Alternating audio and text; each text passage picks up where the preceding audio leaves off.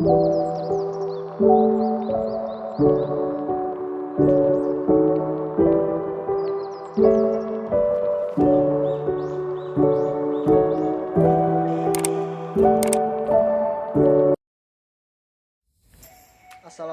warahmatullahi wabarakatuh. Perkenalkan, nama saya Muhammad Judan Tigza dengan akhiran NIM 196 dari kelas manajemen E. Pada kesempatan kali ini saya akan menjelaskan sedikit materi tentang analisis dan penyajian data 1. Langsung saja ke materinya. Yang pertama di sini ada editing. Editing data merupakan proses melengkapi dan merapikan data yang telah dikumpulkan dalam kuesioner. Kegiatan editing diperlukan karena pada waktu pencatatan hasil wawancara belum dituliskan pada tempatnya atau adanya catatan informasi lain yang diperlukan. Proses editing merupakan proses di mana peneliti melakukan klarifikasi, keterbacaan, konsistensi, dan kelengkapan data yang sudah terkumpul. Proses klarifikasi menyangkut memberikan penjelasan mengenai apakah data yang sudah terkumpul akan menciptakan masalah konseptual atau teknis pada saat peneliti melakukan analisis data. Yang kedua ada coding. Coding merupakan suatu proses pemberian angka pada setiap pertanyaan yang terdapat pada kuesioner, yakni sebagai pengganti substansi pertanyaan. Kegunaan dari coding adalah untuk mempermudah pada saat analisis data dan juga mempercepat pada saat entry data.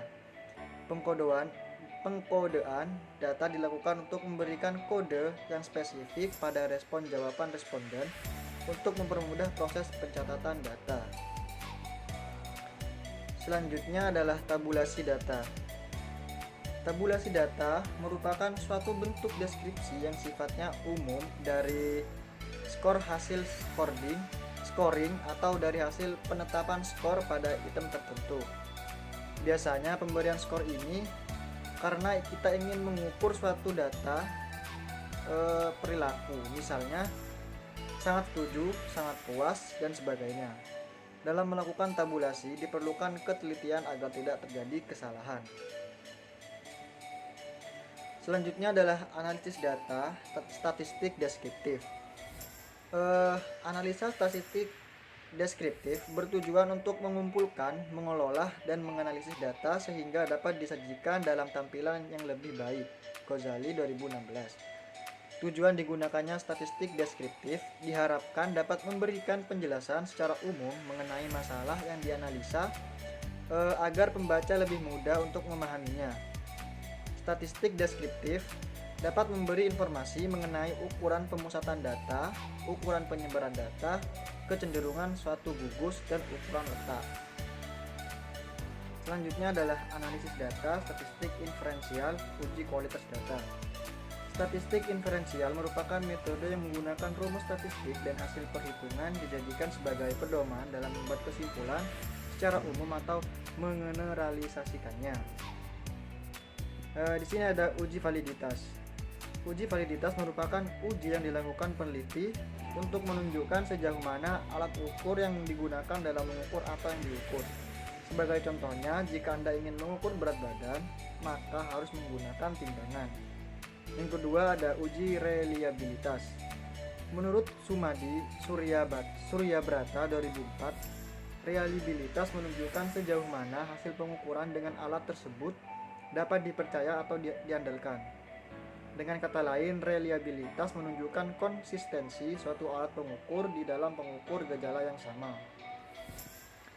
Selanjutnya adalah analisis data statistik inferensial, asumsi klasik, dan regresi linear berganda dan kolerasi. Yang pertama di sini ada uji asumsi klasik.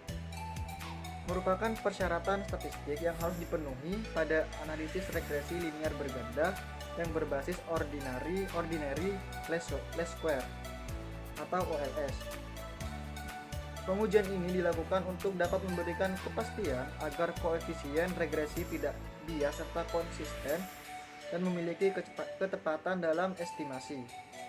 Yang kedua di sini ada regresi linear berganda. Regresi linear berganda merupakan model regresi yang melibatkan lebih dari satu variabel analisis ini dilakukan untuk mengetahui arah dan seberapa besar pengaruh variabel independen terhadap variabel dependen. Ghazali 2018. Yang ketiga di sini ada kolerasi. Kolerasi merupakan ukuran sejauh mana dua variabel berkaitan.